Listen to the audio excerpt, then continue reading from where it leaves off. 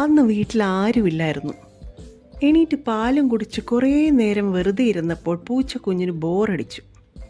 നോക്കിയപ്പോൾ പട്ടിക്കുട്ടിയും ജനലിലൂടെ പുറത്തെ തോട്ടത്തിലേക്ക് നോക്കി കിടപ്പുണ്ട്.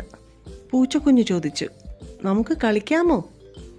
പട്ടിക്കുട്ടി പറഞ്ഞു, അത് വേണ്ട, നമുക്ക് പുറത്തിറങ്ങി വീടിന് ചുറ്റും ഒന്ന് കറങ്ങിയാലോ? ഓ ശരി, പൂച്ചക്കുഞ്ഞിന് സന്തോഷമായി. പൂച്ചക്കുഞ്ഞ് ഒറ്റ ചാട്ടത്തിന് തുറന്നിട്ട ജനലിൽ കയറി അവിടെ നിന്ന് പുറത്തേക്ക് ചാടി. പട്ടിക്കുട്ടിക്ക് അതുപോലെ ചാടി കയറാൻ പറ്റിയില്ല. പട്ടിക്കുട്ടി ഒരു സ്റ്റൂൾ തള്ളിക്കൊണ്ടുവന്ന് ജനാലയ്ക്കരികിലിട്ട് പിന്നെ അതിൽ കയറി പുറത്തേക്ക് ചാടി. നമുക്കങ്ങ് പുറകിലുള്ള കുളത്തിനരികിൽ പോയാലോ? പട്ടിക്കുട്ടി ചോദിച്ചു. ഓ വേണ്ട വേണ്ട, എനിക്ക് പേടിയാണ്. ഒരിക്കലേ ഞാൻ ആ കുളത്തിൽ ചാടിപ്പോയി. മുങ്ങിപ്പോയ എന്നെ അന്നൊരു ആമയാണ് രക്ഷിച്ചത്. അങ്ങനെയാണെങ്കിൽ നീ ചാടണ്ട, ഞാൻ നീന്തുന്നത് കണ്ടുകൊണ്ടിരിക്കാമല്ലോ. വാ. പട്ടിക്കുട്ടി കുളത്തിനരികിലേക്ക് ഓടി. നമുക്ക് തോട്ടത്തിൽ കളിച്ചാൽ പോരെ, അതല്ലേ രസം? അല്ല, വെള്ളത്തിൽ ചാടി നീന്തണം, അതാണ് രസം. തോട്ടത്തിൽ എപ്പോൾ വേണോ കളിക്കാമല്ലോ, പട്ടിക്കുട്ടി പറഞ്ഞു. എന്നിട്ട് പട്ടിക്കുട്ടി ഓടി കുളത്തിനരികിലെത്തി. പൂച്ചക്കുഞ്ഞ് പുറകെ. വെള്ളത്തിൽ ചാടി കളിക്കുന്ന മീനുകൾ, വിടർന്നു നിൽക്കുന്ന പൂക്കൾ, നല്ല പച്ച നിറമുള്ള വെള്ളം. ചെന്ന പാടെ പട്ടിക്കുട്ടി ഒന്നും മിണ്ടാതെ ഒറ്റ ചാട്ടം. വാ, ഒന്ന് ചാടി നീന്തി നോക്ക്, പൂച്ചക്കുഞ്ഞ് പറഞ്ഞു. വേണ്ട വേണ്ട, എനിക്ക് വെള്ളം പേടിയാണ്, ഞാൻ ഇറങ്ങുന്നില്ല. നീ നീന്തിക്കോളൂ, ഞാൻ ഇവിടെ ഇരുന്ന് കണ്ടോളാം. നീ ജനലിലും മതിലിലും ഒക്കെ ചാടി കയറാറില്ലേ? അതെനിക്ക് പറ്റാത്ത കാര്യമല്ലേ? അതുപോലെയാണ് എനിക്ക് നീന്താനുള്ള കഴിവ്. അത് പട്ടികൾക്കുള്ള ഒരു കഴിവാണ്. അതുകൊണ്ട് നീ നീന്താൻ ഇറങ്ങാത്തത് നന്നായി. നീ നല്ലൊരു പൂച്ചക്കുഞ്ഞാണ്, അനുസരണയുള്ള പൂച്ചക്കുഞ്ഞ്. എവിടെ നിന്നോ ഒരു ശബ്ദം. ആരാണത് പറഞ്ഞത്? പൂച്ചക്കുഞ്ഞ് ചുറ്റും നോക്കി. അന്ന് വെള്ളത്തിൽ വീണപ്പോൾ രക്ഷിച്ച ആമയാണ്. അത് കരയിലിരുന്ന് വെയിൽ കായുന്നു. അന്ന് ഞാൻ പറഞ്ഞില്ലേ നിന്നോട് ഇനി വെള്ളത്തിൽ ചാടരുതെന്ന്? അത് നീ അനുസരിച്ചു, നന്നായി. എനിക്കും വെള്ളത്തിലിറങ്ങാൻ കൊതി തോന്നുന്നു ആമച്ചേട്ടാ.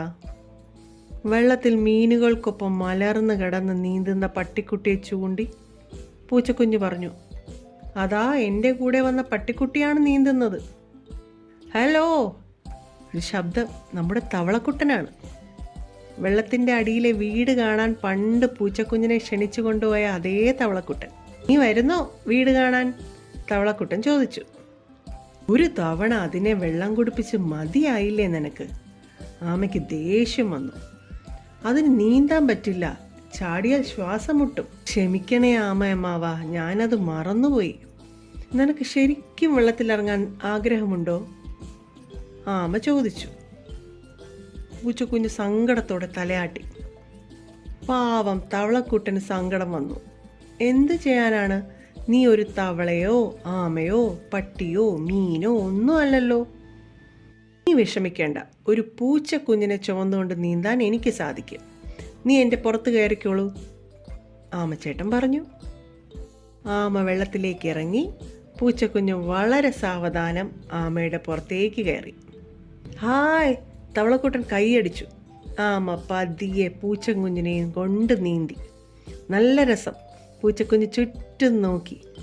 ചാടിത്തുള്ളുന്ന മീനുകളൊക്കെ ഒരു അത്ഭുത ജീവി എന്ന പോലെ വെള്ളത്തിൽ ഒഴുകി വരുന്ന പൂച്ചക്കുഞ്ഞിനെ നോക്കി. അടുത്തുള്ള ഒരു മരത്തിലിരുന്ന് കൊക്കരക്കോ എന്ന് വിളിക്കാൻ തുടങ്ങിയ പൂവൻകോഴി വെള്ളത്തിൽ നീങ്ങി വരുന്ന പൂച്ചക്കുഞ്ഞിനെ കണ്ടപ്പോൾ കൊക്കരക്കോ വിളിക്കാൻ മറന്ന് വായും തുറന്നിരുന്നു.